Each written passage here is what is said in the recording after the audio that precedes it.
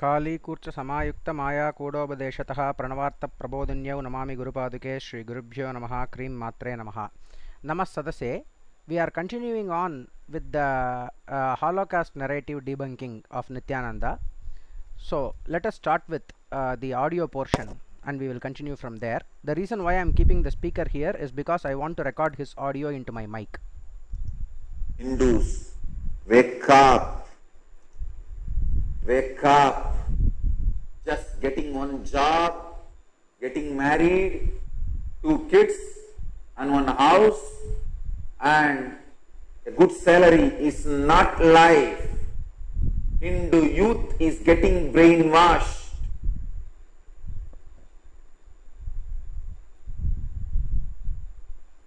Just that small little success is all life. And few courageous people who take up this sadhu life to keep Hindu culture alive are terrorized and absolutely they have to face lawfare, they have to face so much of hate speech and so much of poisoning. Finally they are killed, eliminated. Now there are two portions to it. Once again, sewage water and milk scenario. This whole narrative about the Hindu Holocaust is facts which are existing and then his own idea, his own poisoning. So these two things are simultaneously happening and we have to be 100% careful in order to separate one from the other, and we are going to do that, do not worry. So here he is saying that just getting a job, children, house, that is not life. Okay, that is acceptable. And the second point that he is immediately saying is those who are taking up the life of sannyas are being persecuted, they have to face this, they have to face that, finally they are killed and eliminated. Now tell me, first of all, how many people are taking sannyasa? And of those people who are taking sannyasa, how many people have been killed and lynched? I am not saying, I am agreeing that even one single sannyasi, one single sadhu being killed is absolutely condemnable. It is absolutely unacceptable. I also agree with this statement. But my question is, how many incidents? He is trying to portray this as a widespread phenomena. That is, if you become a sadhu, immediately you will face accusation, immediately you will face hate speech, immediately you will face murder attempt. But this is not the case. That is, the situation is not that bad. He is trying to portray this situation in the worst light possible in order to gain more sannyasis. That is what he is going to propose after this. Let us listen more. And I am telling you, in few days nobody will remember this lynching and nobody will be punished for this. I have seen this last 20 years. Not a single fellow, not a single terrorist who damaged, attacked our Sangha Hindus, damaged our properties, killed our Kailasavasis, devotees, disciples. No one, no criminal, no terrorist was punished. Now this is exactly the trick. That is, he is saying people will forget this lynching in a few days. Okay, there are many cases. Even the Nirbhaya issue, we only remember it lightly right now. That is the nature of the world. Everybody has got their own life and everybody moves on with it. That is okay. But whether or not the legal system will take action, now more than 100 people have been arrested. Is Nityananda trying to say that all these 100 people are going to go scot-free? That is what is nauseating here. You are saying that, and immediately he is inserting his Sangha into this. He is saying all the terrorists, the word he is using is terrorist. Okay, as if fatwa has been declared against him. as if Muslim organizations have taken up responsibility for attacking Nityananda. Let me tell you what happened actually. People have protested in front of Nityananda ashram. People have thrown stones. People, one time, one petrol bomb incident happened, I remember, in Tiruvannamalai, I suppose. That's all. But he is trying to make this into some kind of Jallianwala Bagh scenario, as if 200 people came together, everybody was around Nityananda, they were trying to pour acid on him, they were trying to pour poison into his mouth. Nothing of that sort happened. And the mob scenario that he is saying, where he is saying he has been handed over to the mob, the video evidence is there. Everything happened in front of media. What happened is that he was being taken into the into the police van, and there were some civilians around. Nityananda people were trying to push them around, without push the media around, and immediately they came together. This fellow got a little bit jostled around. That is exactly what happened. And he is trying to convert this into a scenario as if he was taken, he was pulled by his hand and legs, he was carried away, and then he was put on a pole. Nothing of this sort happened. And police did not hand him over to the mob. In fact, they protected him from the mob in that video. That is exactly what happened. After that, he was taken to the custody. After being taken to the custody, is he saying police invited some people inside and they asked them to beat him up? And about the murders that he is speaking about, how many cases has Nityananda Sangha filed? Murder cases has Nityananda Sangha filed against the so-called perpetrators, against these so-called terrorists? Not even a single case. All that has been filed by Nityananda Sangha so far are rape cases and theft cases, and these rape cases and theft cases were filed, or molestation cases, these were filed only on people who have come inside the Sangha, been inside the Sangha, or officials who have taken action against Nityananda Sangha in the last case. In the last case, officials have taken action against the Sangha, that is the law enforcement officials and the child welfare officials have taken action against the Sangha, and Nityananda Sangha has filed a case in Gujarat against these law enforcement officials and child welfare commission officials. That is all that has been filed so far. No murder cases, attempt to murder cases have been filed from the Nityananda Sangha against anybody, and he is simply trying to pull this out of his ass and create a scenario as if he has filed 100 cases against all the other murder attempts that has happened, and none of them has been taken care of. Now tell me very clearly, again I am posting this same question. It is a binary situation. Either you have to believe in the legal system or you should not believe in the legal system. I see that you are not believing in the legal system, because you have ran away. Now you are speaking that you are not believing in the legal system of India. Everything will be forgotten, nobody will be punished. That means the legal system of India is invalid. That is exactly what you are trying to say. Now, if that is the case, then why are you using the same legal system to persecute those who are speaking out against you? That is the hypocrisy that I am pointing out again and again. In every scenario that Nityananda is saying that the law will not work against Hindu persecutors. Okay, moving on.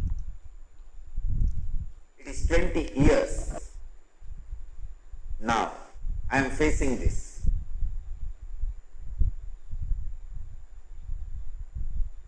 Police supports those terrorist gang and those criminals.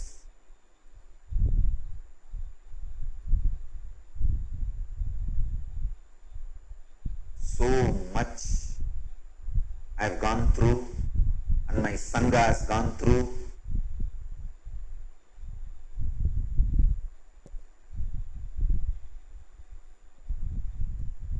We have done yaga of everything, and today again, two sadhus and one of their assistant driver,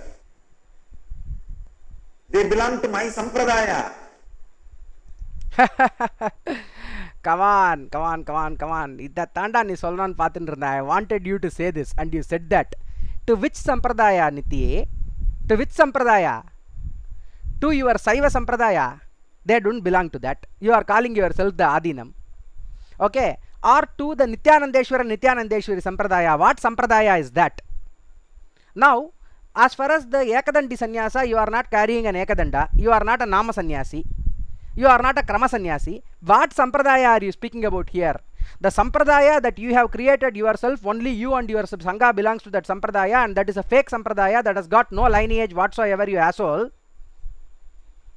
And also another point here is, you have requested only one assistance after the scandal.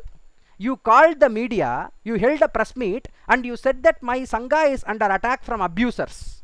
They are calling and asking the rates of my female sannyasis. They are treating my ashram like a prostitute brothel house. So please help me to get out of this situation. This is what you requested to the media. You never said, I have been, there is a attempt to murder against me, that they are threatening the lives of our sannyasis. All these things you have not told at that time. Now you are bringing that up because the scenario is that the stage is that that sannyasis have been lynched. Those sannyasis don't belong to your sampradaya. You don't belong to any sampradaya. Let me make that very, very clear here. If you want to argue on this note, I am very much willing to take you up on an argument 1-to-1. And I will prove that you don't belong to any sampradaya. So do not claim glory from the death of others. For example, one person is being attacked. Immediately I am saying that person belongs to my caste. That person is a friend of mine. And immediately I am saying, oh, they have attacked my friend, like that they also tried to attack me. All these things I am saying, all this narrative I am creating. But in reality, I don't even know that person. If this is the scenario, then what sort of a parasite am I? Then what sort of a wretched human being am I to make these kinds of statements, to benefit from the death of these sannyasis? That is exactly what Nityananda is trying to do right now. And we will continue. They belong to Akada Parishad, the 13 Akadas, which we belong to. Every Hindu sannyasi, brahmachari, Balasant should know your brother, 2 of your brothers, sorry, 3, because the assistant is killed just because he is the driver of those sadhus. Nilesh Telgani, his name. 3 of our brothers are killed. 2 sadhus and 1 grihastha. 3 of our brothers are killed in mob lynching brutally. I sincerely request all Hindus, please wake up. Let us get the international attention to this Hindu Holocaust continuously happening in India and other places, other countries too.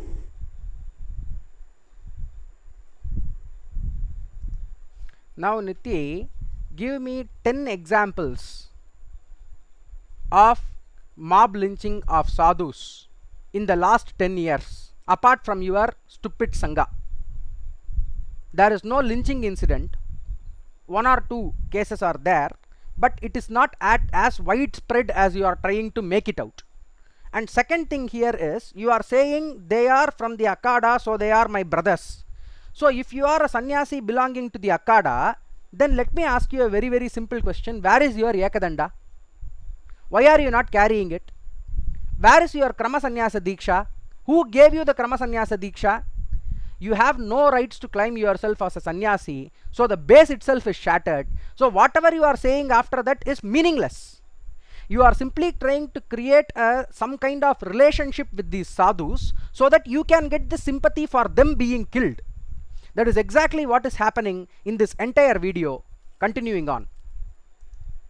Save Hindus. This anti-Hindu media is not going to stop till the last Hindu is killed and eliminated.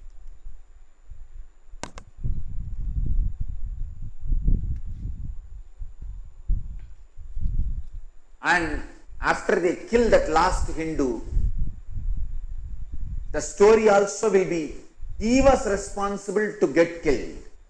He was anti-social and anti-humanity, so he was killed. Now, this is the height of atrocity. Because, please understand one thing very clearly. The situation is not good. I agree that the situation is not good. But the sense of fear, the doomsday sense that Niti is trying to create here is as if Hindus are being killed in hordes on the street and all the ashrams in India are being mob lynched. That is, if you close your eyes and imagine the situation, that is what will come to your mind, isn't it?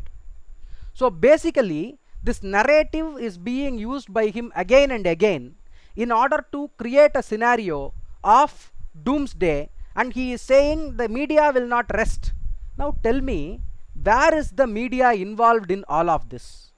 Media is involved in promoting the wrong message. But now nobody is saying that the sadhus are responsible for being killed. Nobody is saying that except Nityananda. Nityananda is saying that the media will say this. Okay, because the media exposed him. He is against the media because the media is not for him. He is against the Hindu politicians. He is saying they are not taking action. Pro-Hindu politicians are not existing at all because they are also against him. They are not supporting him. You must remember the Ashram Bapu case, wherein same kind of things happened. Bodies were found and then cases were raised, and then one 16-year-old girl was raped, and immediately Ashram Babu claimed that he is an impotent person, he will not be able to have an erection. Later on in medical test it was proven otherwise, and he was put into jail. And the two organizations which conducted these persecutions, legal persecution, those who conducted this prosecution, legal prosecution, not persecution, legal prosecution, was Vishwa Hindu Parishit and Akhila Bharatiya Akada Parishit and Akhila Bharatiya Vidyarthi Parishit. So these organizations together made sure that he is going to the jail. So similar kind of scenario is also happened for Nityananda, but he escaped it and he ran away. Ashram Bapu did not have the opportunity to run away from the country, so he was jailed.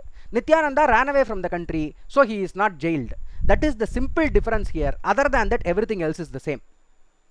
That being said, if you are saying, speaking out against anybody who is in Hindu grab is anti-Hinduism, exposing what is wrong is anti-Hinduism, then let me tell you, the person who is being an anti-Hindu is actually the Hindu, because Hinduism is all about truth and reality.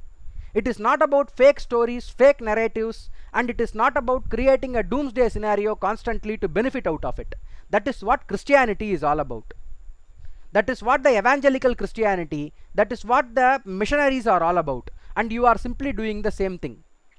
There was a narrative going on at a point of time, this sense of victimhood, that is, Christians are being killed, Christian missionaries are being killed, Christian missionaries are not being received properly, they are living in very poor conditions, the local natives are actually against them, the devil is making them work against them. These kinds of narratives are available abundantly in the letters written by Christian missionaries to their donors back in the colonial era. If you look at those letters, they will have a pattern. That is, they will portray themselves as very poor individuals, like barely able to make their hand and mouth meet. Okay. At the same time, the natives will be against them. The local politicians and rajas, they will be against them. The government officials are mammon worshippers. That is, they are only worshipping the money.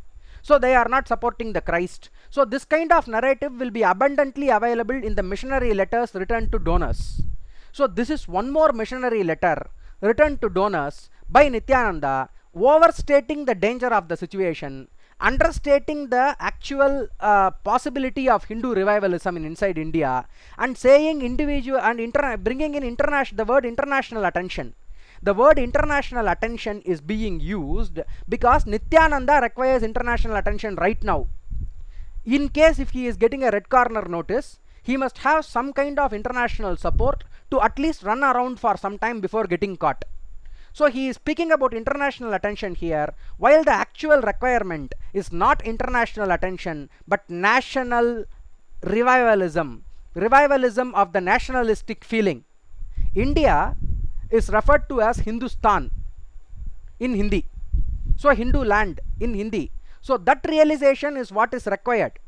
not international attention. As far as I am concerned, international attention can only be a supporting factor. Waking up of the Hindus can be the real factor that can change this scenario, and that too, when I say change this scenario, creating organic awareness and creating centers of support for traditional Hindu sannyasis and sadhus, and not going to fake gurus like Nityananda. That is not the Hindu revivalism that can ever happen. Hindu revival can only happen by Hindus waking up inside India and not from outside India. Let me make that clear again.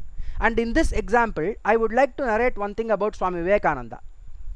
Swami Vivekananda is saying, I am not going to the West for preaching Hinduism to the Westerners, but I am going there because if the West is recognizing the Sanatana Dharma, the Indians at that time are so used to recognizing what the West is recognizing.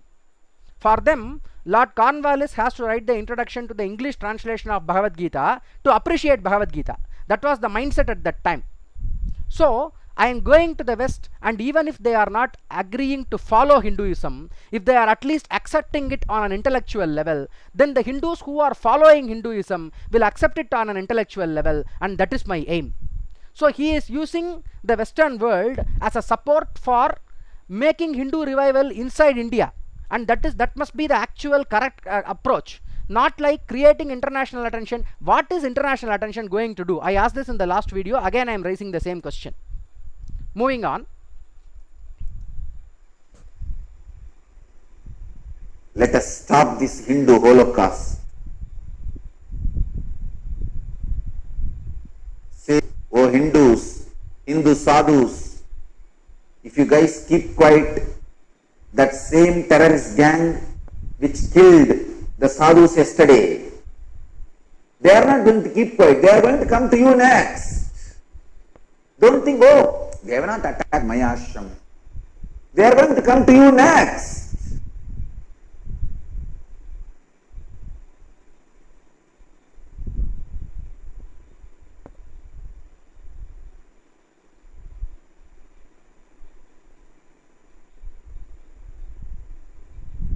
Getting attacked, lawfare and all the other harassments and abuse, other organizations, oh, it is their mutt, let them deal, let the Brahmins deal, it is not our responsibility. The Shaivite mutts keep quiet. When the Shaivite mutts are attacked, the Brahmins, oh, that is their Shaivada's responsibility, not ours, they keep quiet. When Asaram Babu is attacked and their organization is destroyed and the lawfare happens against him and they are just decimated, terrorized and destroyed, other organizations think, oh, it is their organizations, not our problem. The same gang is going to now attack next to you. They are taking out one by one. Now, this is the problem here. That is, he is saying Saivite mutts and Brahmins. He is creating this dichotomy, this breaking India dichotomy. Raju Malhotra ji, are you listening to this? Are you awake? Listen to this. He is creating this dichotomy, saying that the Brahmins are different and Saivite mutts are different, as if they are two religions. Now, it is not the case. The responsibility shown by Jayendra Periyava when Rajasekhar, yourself, were inside Madurai ashram. Do you remember that statement? When the so-called Brahmin mutt came and spoke about a Saivite mutt, you were the person who was protesting. You said you have no rights to intervene here. And that was the point of time where you dropped Shankaracharya's name from your Guru Parampara Stuti. That was the point of time when you went from Sadashiva Samarambam Shankaracharya Madhyamam to Sadashiva Samarambam Jnana Sambandacharya Madhyamam. You create that dichotomy. That dichotomy does not exist, because for any temple consecration that is happening, if there is a doubt, if there is a clarification for any Saivite mutt in Tamil Nadu, it is a tradition that the Pandits from Kanchi mutt can be approached for resolution. Similarly, if there is any confusion in the Agama system for doing the puja in the temples that belongs to the Kanchi mutt, then they can refer to the Agama learned scholars of these Saiva mutts in order to get clarification. The Shivacharyas can get clarification from them. This is the system that is existing. Similarly, if you take Kanchi Varadaraja Perumal Koil, same thing. The Tenkalai and Vadakalai Jiyar Sampradayas are giving the spiritual guidance, and the temple management is being taken care of by Kanchi Mutt. There is no such dichotomy that exists other than for some certain spats of jealousy, and maybe certain levels of incoherence may be there, certain levels of problems might be there in the society between disciples, but the gurus are very clear. The acharyas are very, very clear on this note, that unity is actually existing here. Maybe there can be some ideological differences, some statements might be made, some cranks might be there, but that is the exception and not the rule. First thing. Second thing is, you are inserting Ashram Bapu into this case. Now please go and look up who raised the case against Ashram Bapu. Ashram Bapu was alienated, was isolated, was given up, was chased away, and was clearly abandoned by the Akhila Bharatiya Akada Parishit. And the Akhila Bharatiya Vidyarthi Parishit, lawyers organization, students organization, did the protests all over India. And Akhila Bharatiya Vidyarthi Parishit, ABVP, is a part of the Sangh Parivar, which is the one of the strongest wings of Sangh Parivar that is keeping the Hindutva movement going in the minds of students and young men. It is a student organization, and normally during the youth, students are getting converted into Marxism or into atheism, and ABVP is the organization that is stopping this from happening, and they are using the help of sadhus and sannyasis to create sadhu sangha and satsanga for students in order to create Vivekananda like students. Vivekananda associated with Guruji Ramakrishna Paramahamsa, and he became such a potential youth. Similarly, the students of Akhila Bharatiya Vidyarthi Parishit are associating with various sannyasis from Ramakrishna Mutt and other organizations, and they are strengthening their spiritual core and becoming pillars of Hinduism. That is the activity of Akhila Bharatiya Vidyarthi Parishit. And this Akhila Bharatiya Vidyarthi Parishit stood and spoke against Ashram Bapu because he is a criminal. And now you are slowly inserting Ashram Bapu inside the narrative of Saivite Mutts and Brahmin Mutts, so-called Brahmin Mutts. Now let me make that very clear. There is no dichotomy like Brahmins and other Hindus. There is no such dichotomy. If you want to make that dichotomy based on Varna, you have to make 4 divisions, and that is not going to work out. This whole dichotomy of Brahmin, non-Brahmin narrative is what is being used by the anti-Hindu, anti-dharmic forces in order to create a split in the Hindu Dharma, and you are also exactly doing the same thing because you are terribly afraid of what will happen if you lose the support of the anti-Brahmin lobby in Tamil Nadu. You are trying to gain the support of the anti-Brahmin lobby because of one simple reason: the major person who is speaking out against you, Janardhan Sharma, is a Brahmin. So you are trying to portray it in this manner that it is a Brahmin attack on an non-Brahmin. You are trying to get into that disgusting shield to escape out of this scenario, and that is totally unacceptable. And slowly bringing in Ashram Bapu into this scenario is exactly what a criminal like you will do, because Ashram Bapu was a third-rate criminal who was rightfully arrested and correctly punished for his crimes, and you just escaped from that scenario. You come back to India and you will be the next Ashram Bapu. You will be in jail. You come back to India, you will see how many protests are happening against you. You are terribly afraid. Why did you visit one bungalow in Adayar secretly to give darshan to your special devotees, to your rich devotees? Why did you not come inside Tamil Nadu openly after going away from Madurai Adinam? Why have you not visited Tamil Nadu after going away from Madurai Adinam openly? Why were you not able to appear in the public? What stopped you? It is not mob lynching scenario. It is mob awakening scenario. They will not lynch you. They will simply ignore you. You are afraid of that. That is the reason why you did not come into Tamil Nadu after you were rightfully chased away from Madurai Ashram, Madurai Adinam, wherein you tried to capture that position illegally without any qualifications whatsoever, and the court case also failed. But you are blatantly lying otherwise. Now you cannot be the head of 2 different things. Mahamandaleshwar, I am that, and then Madurayadinam, I am that, Shamla Sarvagyapidam, I am that, Paramashiva, I am that. Whatever you are claiming to be, everything has got no base whatsoever, because if you are saying I am a doctor, I am also an engineer, I am also a lawyer, okay, first of all, have you completed your 12th standard? That will be my basic question. Have you completed your school to claim you are a doctor, you are an engineer, you are a lawyer? You are claiming so many things. I am this avatar, I am that avatar, I am the head of the Akada, I am the head of the Madurayadinam. You are claiming so many things here. Then Shamla Sarvagyapita, something you created out of your ass. So all of these things you are claiming now. But my question is, are you a sannyasi? Who gave you sannyasa? If you got sannyasa, there is only one possibility. You might have gotten sannyasa from Ramakrishna Math, but you are leaving that one possibility, one practical possibility, and you are saying everything else that is possible, and you are changing the story constantly, starting with this one, Raghupati Yogi giving you, Mahavatar Babaji coming in dream and giving you sannyas, and then Raghupati Yogi giving you sannyas, and then Yesakya Swamigal giving you sannyas. You are having 200 stories about your sannyasa itself. So basically you have no right whatsoever to identify yourself with even a common practicing Hindu, because you are a Hinduism seller and you are not a Hindu at all. Let me make that very clear.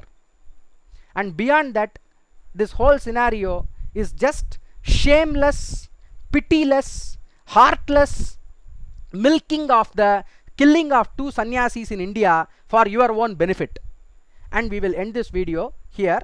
We have covered so far 38 minutes of Nityananda's 1 hour 36 minute speech, and we will proceed further from there in the next video. I know this is going to take a very long time because he is repeating himself again and again. Probably I will skip some portions of his speech in the future to make it a little bit more faster, and I am really thankful for all the appreciation that I am getting for these Holocaust videos, Holocaust debunking videos, and I am very, very thankful for all my patrons, for all the people who are supporting me, for all my viewers, and all I am requesting is please subscribe, because I am seeing the views that are coming from people who have not subscribed is more than people who have subscribed.